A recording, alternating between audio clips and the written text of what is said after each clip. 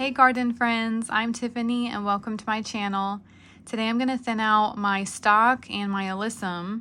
Now today is March 1st and I started these on February 12th.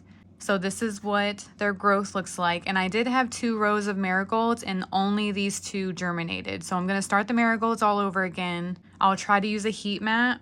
I think that will help them germinate a little bit better. And the stock used to be in this tray in a line, but I want all the stock to be in the same tray when I go to thin them. And then I'll just use this tray for the Alyssum. But for right now, we're gonna start with the stock. So I went ahead and pre-moistened my new soil and I made a little indent in all of them just to be ready for the seedlings to be transferred. I like to do it as fast as possible so it's less transplant shock. I also make sure that the plants are watered and this new soil is also watered. You could do dry soil and just water it as soon as you can, but even in the process of doing the other seedlings while some are waiting, I just like it all to be watered so it's just less shock and stress on them. And you can use potting soil because they're done germinating. That's good for seed starting mix, but when they're seedlings, you can change to potting mix.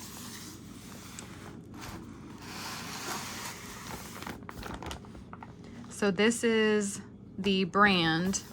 It doesn't matter what brand you use. I've never grown stock before, so I think they look pretty healthy and happy. Okay, I'm gonna start with one that just has 2 seedlings in it, and I'm going to massage the outside, loosen up that soil, turn it on its side, and then just wiggle the seedlings out. You can see the roots, very healthy and white, and then let it naturally come apart. So most of it stayed with this seedling. I'm just going to keep it down in the soil. This is still moistened, so it's going to be happy for a second. And get a new cup. I'm going to get a new cup. Already has that indent. And I'm going to gently push that seedling down into it and then just press all the way around so there's no air pockets. And I don't need any extra soil. It's looks good. And you can see it's working on its second set of true leaves, those little leaves in the middle. This leaf right here that's more round is the cotyledon. These big ones right here on either side is the first set of true leaves. So it's working on its second set right in the middle. Then I'm going to take the original cup, fill it, and that was a bit of soil connected to that seedling, so I'm not going to fill it as full for right now. And gently lower it down to that same depth that it was in before. If yours were leggy, you can bury it further. Mine aren't leggy, so I can just bury it at that same level. Firmly pack it down, leave a lip for watering. And grab one that has a bunch just so that you can get the idea. If there's like a ton of seeds in a cup, what to do, but it's going to be the same thing. Well, that was in the front of the row. That was how I labeled it. So one row was just the whole thing of stock. So instead of labeling every single cup, I just knew that whole row was stock by labeling just the first cup. All the little roots. So I'm going to start at the edge and keep the rest together like that. And grab a cup that's already ready. Make sure those roots get down in the hole first.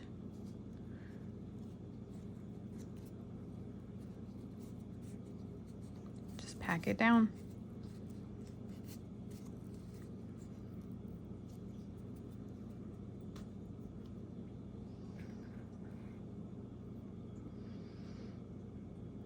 Grab this one. It may or may not let me without that second, yeah, it stayed attached. And that's totally fine. Just keep teasing at it. There we go.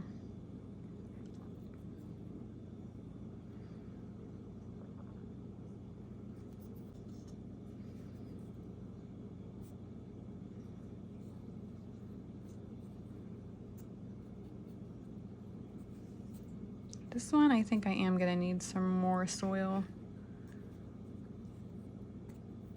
And people can tell you to only grab their leaves versus their stem. Because I use moistened soil, my hands aren't gonna stay free of the soil. It's just gonna wanna attach. If I held onto these leaves, all of this will stick on there, and I don't want that.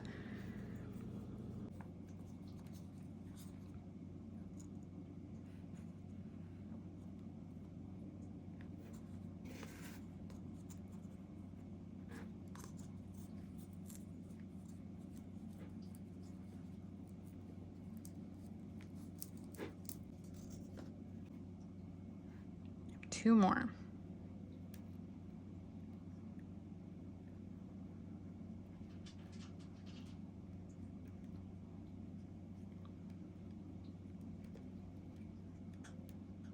They seem very floppy. My Coleus does the same thing. This is not a lot of soil, so I'm going to cover that hole back up a little bit.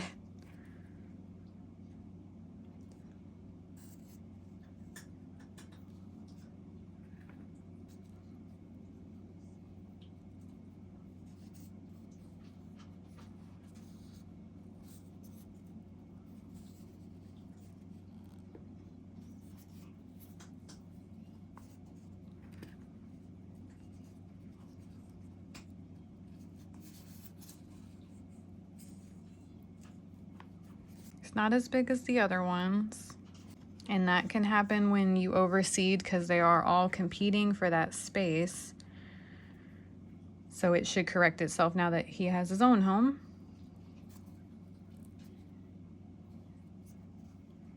And I just balance the stem between my fingers when I'm able to put the soil around.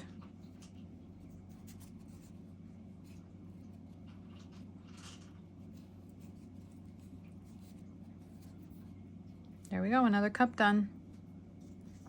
So I am just gonna finish these other 4 and meet you back and show you what they look like in the end.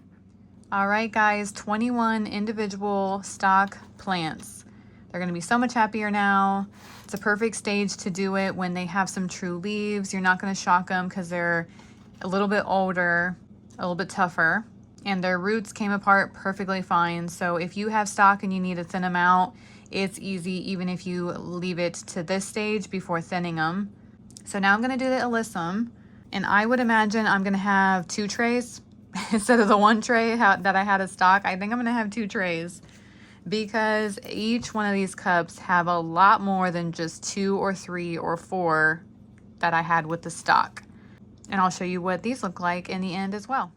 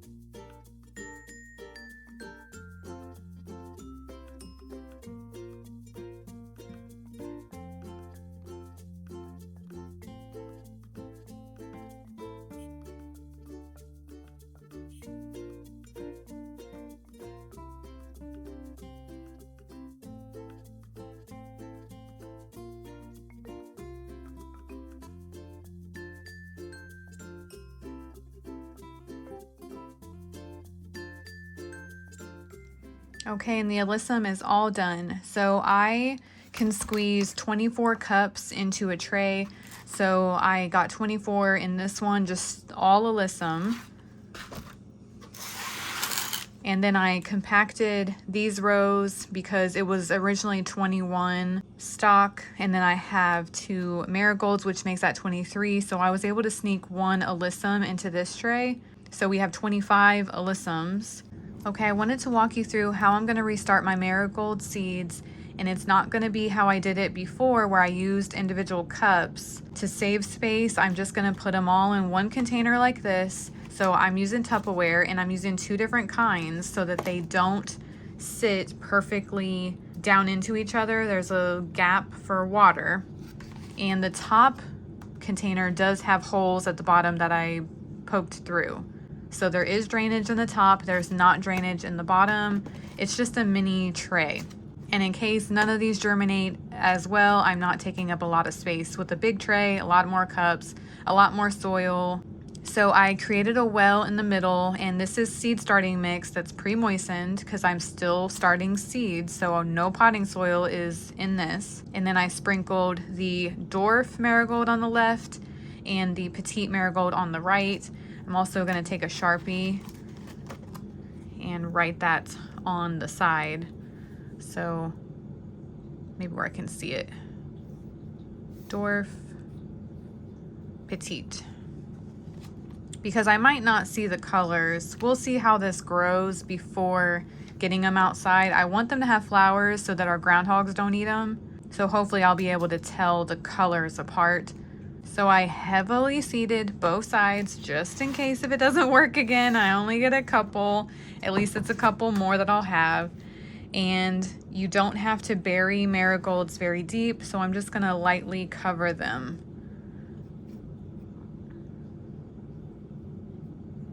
And there's gonna be a gap, even if this well filled up, there's gonna be a gap between the seedlings, so I'll still know that they're separated. It's maybe like a 1/4 inch of soil added on top. Not very much.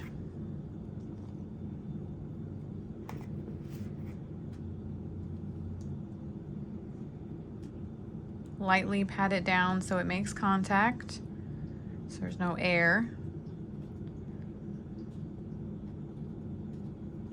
I'm gonna water this in, and I'm gonna put saran wrap over it just like I did with the trays. And in 10 to 14 days for the petite, it'll germinate. 5 to 8 days, the dwarf will germinate. So I should be able to see really fast if these are even viable and how many I'll get. But I just wanted to bring you along just really quickly showing you how I'm gonna redo them. And hopefully wish me luck that I get a little bit more than 2 marigolds this time. But that's all for this video. I just wanted to show you how to thin out stock and Alyssum. I've never grown these, so that was new to me. But if you're doing it, super easy. They were not difficult at all to separate from each other if you did overseed. But I'll just keep you updated on how these grow. And have fun thinning out your stock and Alyssum too. Bye, garden friends.